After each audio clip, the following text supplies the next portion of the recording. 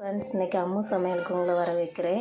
இன்றைக்கி நம்ம 1 கிலோ அளவுக்கு சிக்கன் பிரியாணி பண்ண போகிறேன். எப்படி பண்ணலான்னு பார்க்கலாம் வாங்க. குக்கரில் செய்ய போகிறேன். அது குக்கரில் தம் போட்டு பண்ண போகிறேன். முதல்ல குக்கரில் ஒரு 200 ml ஆயில் ஊற்றிக்கலாம்.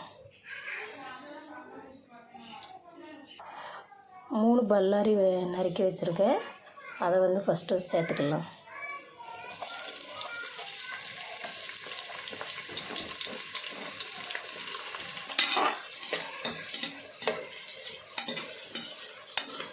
வெங்காயம் நல்லா பொன்னிறமாகறதுக்கு நம்ம சேர்த்துக்கலாம். 4 ஸ்டேஜில் நான் ஒரு 3 பச்சை மிளகாய் ஆட் பண்ணுறேன். உங்களுக்கு இது ஒரு ஃப்ளேவருக்காக தான்.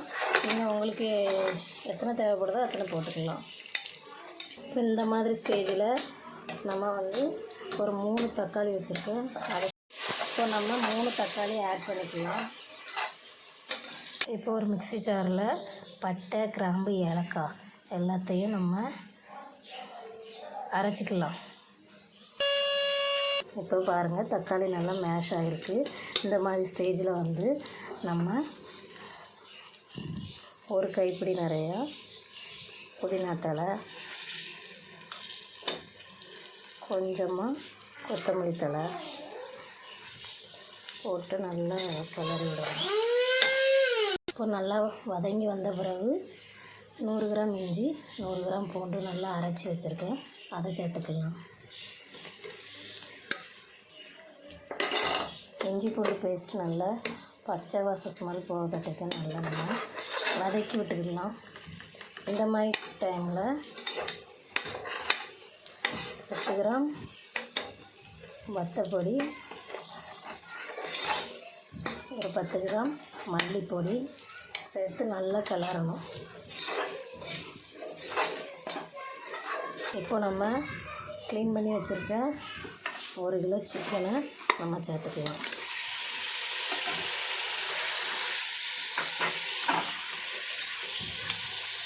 இப்போ நம்ம தேவையான அளவு கல்லுப்பு சேர்த்துக்கலாம்.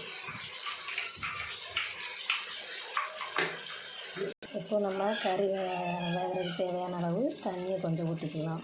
இப்போ நம்ம பொடி பண்ணி வச்சுருக்கிற பட்டை, ஏலக்காய், கிராம்பு பொடியை இப்படி மேலே தூவிக்கலாம். நெய் ஒரு 2 ஸ்பூன் அளவுக்கு போட்டுக்கலாம். இப்போ நம்ம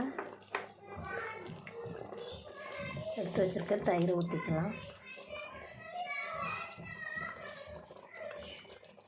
ஒரு 150 ml அளவுக்கு ஒரு பாத்திரத்தில் தம்முக்கு அளவாக சுடு தண்ணி வச்சுருக்கேன். இப்போ தேவையான அளவு தண்ணி ஊற்றிக்கலாம்.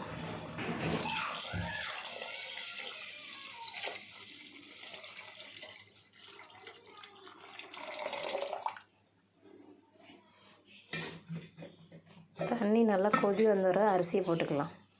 இப்போ நம்ம அரிசி சேர்த்துக்கலாம். சீரக சம்பா அரிசி 1 கிலோ.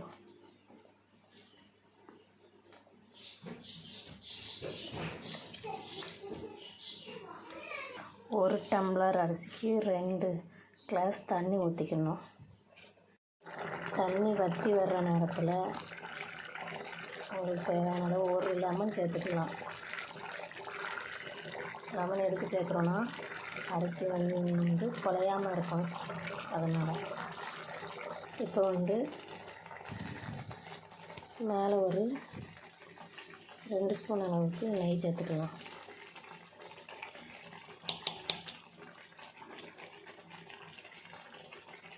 இப்போ நம்ம மீதம் வச்சுருக்கிற கொத்தமல்லி தழையையும் இதில் சேர்த்துக்கலாம். சேர்த்து நம்ம தம்மு போட்டு இறக்கிடலாம். இப்போ நம்ம ஒரு தோசைக்கல் அது மேலே வச்சு நல்லா சூடாகணும்.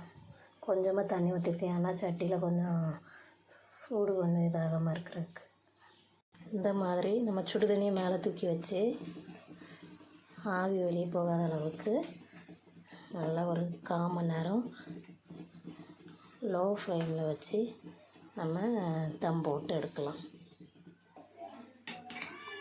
1/4 மணி நேரம் தம்முக்கு அப்புறம் நம்ம மறுபடியும் ஓப்பன் பண்ணி பார்க்கலாம்.